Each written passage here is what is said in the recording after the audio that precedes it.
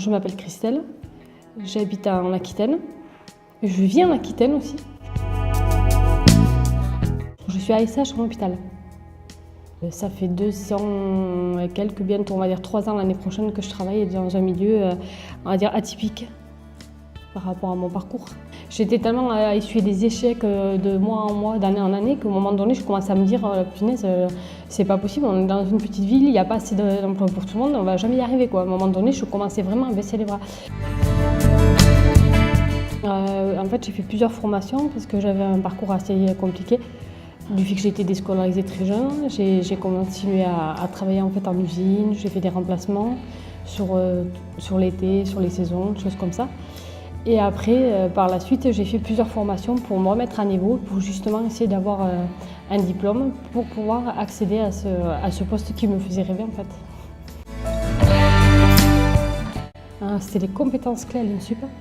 Et il y avait, en fait, c'était pour me remonter un petit peu au niveau scolaire, justement, de tout ce que j'avais perdu.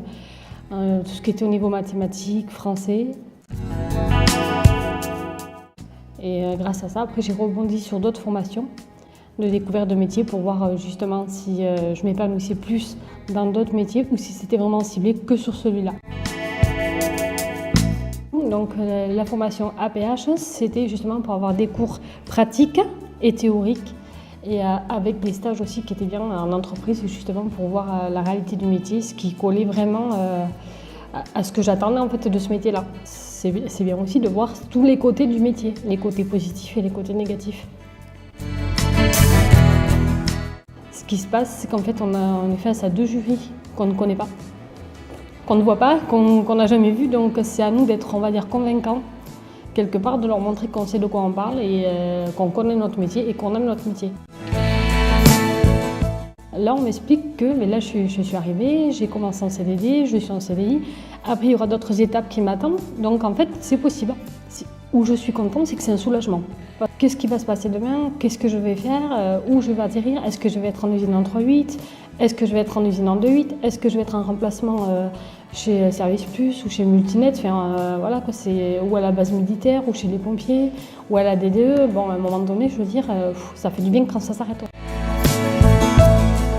Donc c'est vrai que pour moi, il m'a fallu tout ce petit parcours pour vraiment arriver à évoluer, mais alors dans mon temps. Parce que je suis quelqu'un qui avance lentement en fait. Ah oui, là je regrette pas. Là c'est sûr que là on me dirait, mais ton demain, est-ce que tu conseilles l'INSUP pour quelqu'un qui est en galère, qui vraiment veut se sortir et veut trouver une solution à son problème? Oui, il faut se dire à un moment donné, tant pis, coûte que coûte, même si on a peur, même si on est timide, même si on est pudique, à un moment donné il faut avancer. Donc à un moment donné, il faut se donner un gros coup de pied aux fesses, se dire bon mais tant pis, on se prend par la main, et puis on ouvre la porte, on sonne. Tant pis, même si elle ne s'ouvre pas aujourd'hui, elle s'ouvrira demain. Il faut continuer dans ce sens-là. Il faut continuer à espérer et pas perdre espoir. Coûte que coûte, pas perdre espoir. Moi, ça m'a mis quand même 15 ans, donc ça a mis quand même 15 ans de petits boulots, 15 ans de petits contrats, 15 ans d'évaluation positive. Tout ça pour arriver à ce que je suis aujourd'hui. Donc je pense qu'il y a quand même de l'espoir.